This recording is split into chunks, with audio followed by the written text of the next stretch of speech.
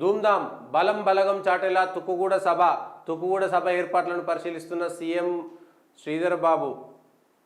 కేంద్రంలోకి అధికారంలోకి వస్తే పాంచ్ న్యాయ అమలు, జనజాతరలోని మేనిఫెస్టో విడుదలకు 10 లక్షలకు మించి జనజాతర సభకు భారీగా ప్రజలను తరలించాలి.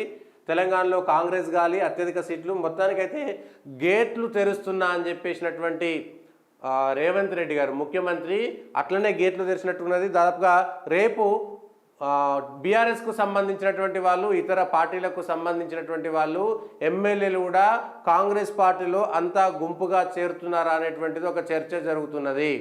బీఆర్ఎస్ పార్టీ నుంచి ఎంతమంది రేపు కాంగ్రెస్కు సంబంధించినటువంటి తుక్కుగూడ సభలో, ఆ జనజాతర సభలో బీఆర్ఎస్ పార్టీకి సంబంధించినటువంటి ఎంతమంది ఎమ్మెల్యేలు కాంగ్రెస్ పార్టీలో చేరుతారు అనేటువంటి విషయం పైన ఇంకా క్లారిటీ రాలేదు. కానీ మొత్తానికి బీజేపీకి అటు బీఆర్ఎస్కు షాక్ తగిలేలా రేవంత్ రెడ్డి వ్యవహరిస్తున్నట్టుగా కనబడుతున్నది. బీఆర్ఎస్లో అత్యంత కీలకంగా ఇటు కేసీఆర్కు అటు కేటీఆర్కు అత్యంత దగ్గరగా ఉండేటువంటి ఎమ్మెల్యేలు కూడా రేపు కాంగ్రెస్లో చేరేటువంటి అవకాశం ఉందనేటువంటిది కాంగ్రెస్ పార్టీలో జరుగుతున్నటువంటి పరిణామాలను చూస్తే అర్థమవుతుంది. ఇప్పటికే భారతీయ జనతా పార్టీకి సంబంధించినటువంటి అభ్యర్థి కూన శ్రీశైలం గౌడ్ కుత్బుల్లాపూర్ నుంచి పోటీ చేసినటువంటి అభ్యర్థి కూడా కాంగ్రెస్ పార్టీలో చేరడానికి సిద్ధమైనట్టుగా తెలుస్తున్నది. ఇప్పటికే వెళ్ళిపోయారు.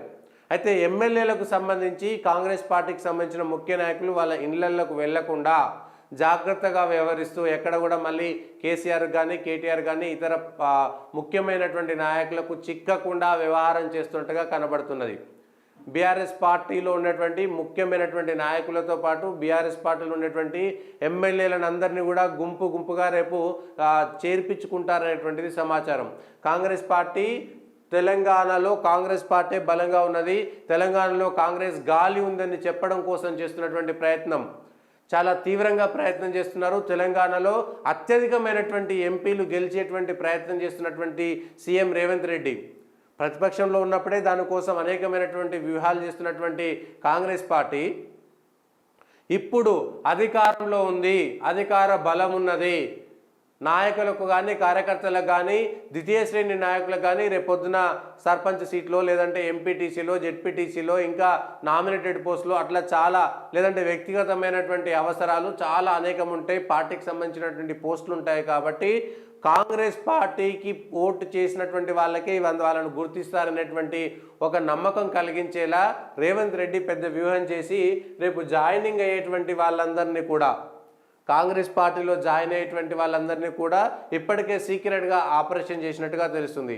సో రేపు పొద్దున ఈ తుక్కుగూడలో జరిగేటువంటి సభలో ఏ పార్టీ నుంచి ఎంతమంది కాంగ్రెస్లోకి వెళ్తున్నారు, అందులో ఎమ్మెల్యేలు ఎవరు, మాజీలు ఎవరు, ప్రజాప్రతినిధులు ఎవరు, ఇతర పార్టీలకు సంబంధించినటువంటి నాయకులు ఎవరు, ముఖ్యమైనటువంటి వాళ్ళు ఎవరు అనేటువంటిది రేపు పొద్దున తెలుస్తుంది. కానీ రేపు పెద్ద ఎత్తున తెలంగాణలో కాంగ్రెస్ పార్టీ మాత్రమే బలంగా ఉంది, కాంగ్రెస్ పార్టీ మెజార్టీ సీట్లు గెలవబోతుంది అనేటువంటి విషయాన్ని ప్రజలకు చెప్పుకునే విధంగా, చాటి చెప్పే విధంగా ఇప్పటికే సీఎం రేవంత్ రెడ్డి పెద్ద ఎత్తున ప్రయత్నాలు చేస్తున్నారు.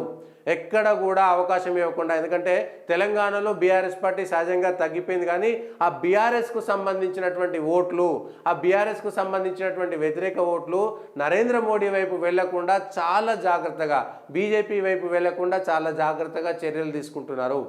అందుకోసం వ్యూహాలు చేస్తూ టార్గెట్ చేసినటువంటి ఎంపీల విషయంలో మల్కాజ్గిరిలో సిట్టింగ్ ఎంపీ తను పోటీ చేసి మొన్నటి వరకు ఎంపీగా ఉన్నటువంటి మల్కాజ్గిరి, సొంత నియోజకవర్గం ఉన్నటువంటి మహబూబ్ నగరు, చేవెళ్ళ, ఈ నియోజకవర్గాల్లో ఇప్పటికే ఎంపీటీసీలు ఎంపీపీలందరినీ కూడా కాంగ్రెస్ పార్టీలో చేర్చుకునేటువంటి ప్రయత్నము కాంగ్రెస్ పార్టీలో చేర్చుకుంటున్నారు. ఇంకా కొంతమందిని చేర్చుకునేటువంటి ప్రయత్నం కూడా సాగుతున్నది. ఎక్కడ కూడా ఆ చోట్ల ఈ నియోజకవర్గాల్లో బలంగా భారతీయ జనతా పార్టీ ఉందనేటువంటి స్థానాలలో బీజేపీకి కూడా అవకాశం ఇవ్వకుండా బీఆర్ఎస్ వ్యతిరేక ఓటును కూడా కాంగ్రెస్ వైపుకు మలుచుకునేటువంటి విధంగా చాలా పకడ్బందీ చర్యలు తీసుకుంటున్నారు. ఆ మేరకే నిన్న శ్రీశైలం గౌడ్ కానీ లేదంటే ఇప్పటికే 3-4 మాజీ మంత్రులు ఇప్పుడు ఎమ్మెల్యేలుగా గెలిచినటువంటి వాళ్ళు కూడా రేపు పొద్దున తుక్కుగూడలో కాంగ్రెస్ పార్టీలో చేరబోతున్నారనేటువంటిది సమాచారం.